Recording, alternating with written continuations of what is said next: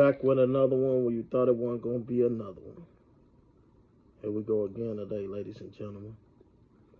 What I want to speak on today is I was going through Facebook and I seen something written by David Banner.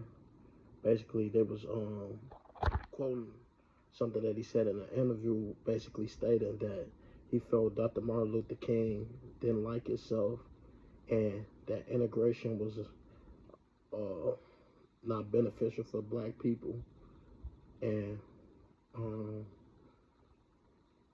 we suffered because of integration.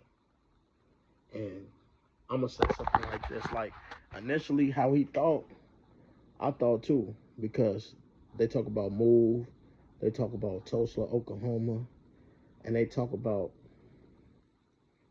all the things that we did for each other in the race in certain communities, which is cool, which is beautiful, which is amazing, which I no doubt support because I'm a black man. But as far as his comments about Dr. Martin Luther King, I can't agree because he said one of the coldest pieces that I carry with me to this day, and I speak and I implement heavily into me being a black man, which is like, I can't wait till one day I will be judged by the content of my character and not the color of my skin. So with that in turn saying, like, why can't we integrate and still excel? Like, why can't we integrate and still be who we are? Like, right now, we living in the times where, like, we totally aware of everything that's going on. Like, where are we suffering? There's more black millionaires than there ever was. So how could you say integration was a horrible thing? You know what I'm saying? Sure, we endured a lot, but imagine how much hatred and shit we would have been enduring if it was still racism. You see what I'm saying? Like, you think the white race was gonna allow us to excel to the point where we overcome them? Like, come on, let's be real, let's be smart, let's be intelligent about the situation. Like, and by no means am I trying to talk bad about David Banner because he's very highly intelligent. But sometimes I think with this black nationalism, sometimes it is a veil that's over our eyes, like W.E.B. Du Bois said, because it's like, man, how could you honestly possibly think that we could excel further without the white race who really was designing everything, all the curriculums? That's who we was learning from. They excel so far in science and math. Like, sure, we probably could develop our own systems and we could have been just as good, but who knows? We might not have. So why not? I look at it like this: like, I feel you should take advantage of everything that's given to you on this earth. So I don't feel like you should have to segregate yourself to excel. I feel like we could excel together just as well as we could excel separate. So it's like, by us all being integrated, it give us access to a lot more. That's a lot more buying power. I mean, if we can all even just coexist under a one nation, that's what he was talking about. He not talking about coexisting and it's still white versus black. He not coexisting. He not talking about coexisting and it's still white people looking at us and judging us by our color. I think you're misinterpreting his message because he was saying that we are all one as a people. So how can you go against all oneness as a people? Like, all oneness as humans. Like, how could you say we losing because of that message? Like, that was the coldest message that you can ever come to, because it's like, we not, ain't no separatism. Like, we all people. Like, why should it be black versus white? Why should it be black segregated from white and we all on the same land? You see what I'm saying? It's like a job. How much more could you get done when a team is working together versus, oh yeah, we competing against them? Like, if we all got one common goal, like if we all got one common thing that we searching and we reaching for, how could that be a hindrance? Like, David Banner, like, one of the most intelligent dudes I come across, inspired me a lot. But like, he's starting to get like Dr. Umar Johnson and me, like, with this black nationalism and the separatism, because it's like, why are we separating? You know what I'm saying? If you separating, you just as racist as them. If you believe in like black superiority, you just as racist as them. So it's like, why we can't all believe in the oneness of people? You know what I'm saying? Like with me, like I'm gonna give you a little backstory about me. I grew up on the north side, so it's like I don't really know colorism. I don't really know separatism. I mean, I've experienced racism when I go in other areas, like outside of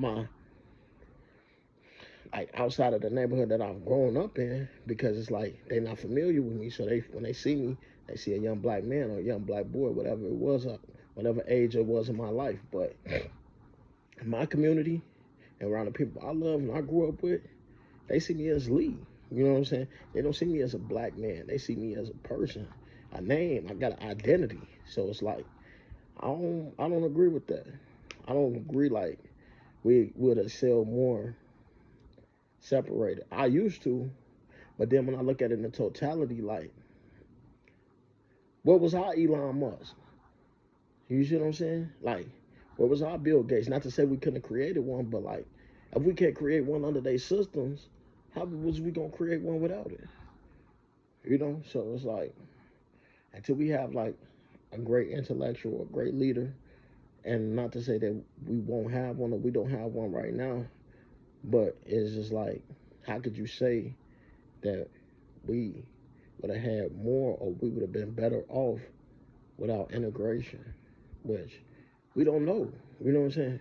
We don't know. Nobody knows. Like, so it's like, David Banner, I rock with you. I appreciate everything you're doing for yourself and for us as a people. But as I got older and I learned more, I realized it's really not the plight of the people, because we're not no longer undereducated because we got access to the internet. We're no longer like ignorant. We got access to unlimited information. So it's up to the individual how far they want to go. Nowadays, we can't say they withholding information from us. Like the information is out there and it's readily available. It's just, are you gonna go get it?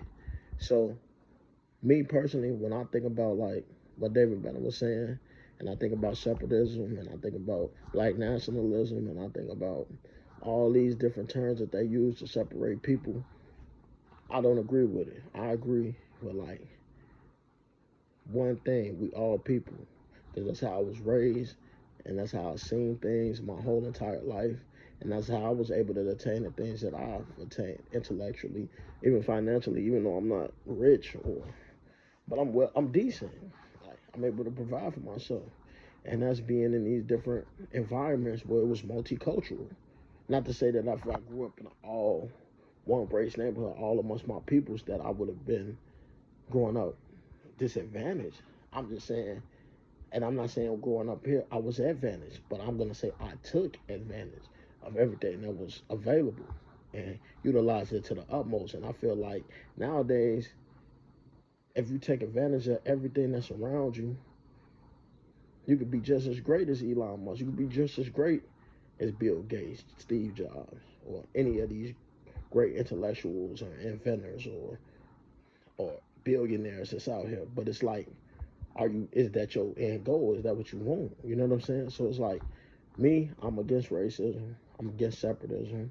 I hate when people say, oh, well, black people is this and oh, white people is that. Because it's like, oh, Hispanic people, Mexicans is this, Puerto Ricans is that.